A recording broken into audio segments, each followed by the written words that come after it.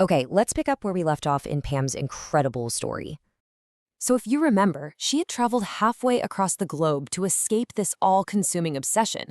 And through some really extreme discipline, we're talking intense silence and meditation, her thoughts finally started to loosen their grip. The desire that had been torturing her began to fade away. But right as that calm she'd been desperately searching for started to settle in, a really unsettling question surfaced. What else disappears when the suffering finally ends? As she got closer to peace, she started to wonder about its hidden cost. To really understand why she would go to such extreme lengths, we have to grasp the conflict that drove her there. You see, her mind wasn't just troubled. It was an active, raging battlefield. Here, you can see the two opposing forces in her life. On one side, you have her husband, Earl. He's a man who kind of represents life winding down, a future that feels like it's being fast-forwarded into old age. And on the other side, her lover, John, an intellectual and emotional soulmate who shared her deepest passions. I mean, these weren't just two men, they were two completely different lives. Well, the internal conflict just exploded when John, the lover, suddenly put their affair on hold. He called it a moratorium. And that just triggered this absolute storm in her mind, a relentless, vicious cycle of obsession she just could not escape. And her usual tools, the therapy that had helped her so much before, they were completely powerless now.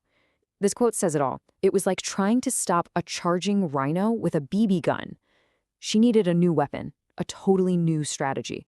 And that new strategy was pretty radical. It led her to a Vipassana retreat way out in Igatpuri, India, all in search of a technique that promised finally to quiet her mind. And let me tell you, the path to stillness was paved with some extreme discipline. Waking up at 4 a.m., a super frugal diet, and this is the big one, no distractions. No reading, no writing, no music, and absolute silence. The goal was to just strip away everything but the self. So for the first 3 days, her only job was this, anapanasati, which is basically mindfulness of breathing. The instructions were meticulous. She had to become like a sentry at the gate of her nostrils, observing every single detail of her breath and following it until it became almost imperceptible. After days of this intense, focused practice, her teacher, Goenka, introduced the core technique of Vipassana. And this is where everything changes for Pam. The entire philosophy really rested on this one powerful concept, anitya, or impermanence. The idea is simple but pretty profound. If you can observe a physical itch and just watch it disappear, you can learn to watch your emotional pain, your obsessions, and know that they too will eventually pass. Nothing lasts forever.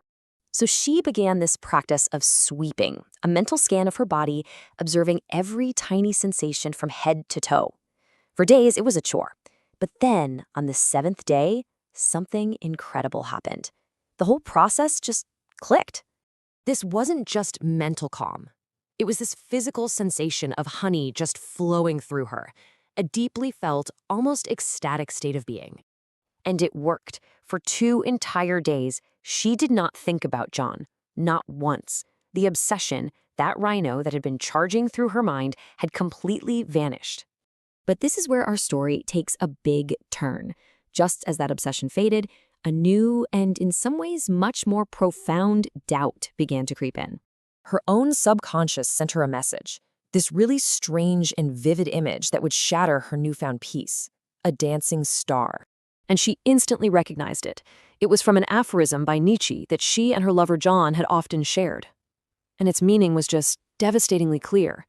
A dancing star, a symbol of creativity, of art, of brilliance, is born from chaos. And this became her terrifying question. Had she, in her quest to get rid of suffering, also eliminated the very engine of creativity, passion, and depth? She started to wonder if the great, dark masterpieces of literature could have ever been written from a place of perfect calm.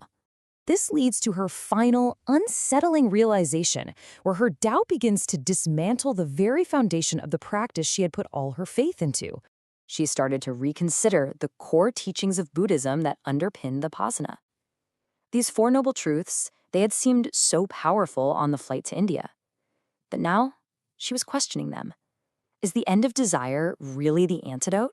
Or is the cure actually worse than the disease? As this doubt took root, the meditative calm just crumbled. That delicious, honeyed buzz vanished, and the old thoughts, the obsessions about Earl and John, they came crashing back through the broken dam of her tranquility. And yet, something was different. The obsession was back, but her relationship to it had changed. Instead of being this passive victim of her thoughts, she met them with this powerful, fiery, and almost comically aggressive new image. This isn't just obsession anymore. It's a reclamation of her own power. So Pam would leave India calmer than she was before, but she was left completely uncertain whether a life without anguish is wisdom or if it's simply another way of turning away from life itself. It's a question with no easy answer. We'll continue to explore complex stories just like this one, so be sure to follow for more.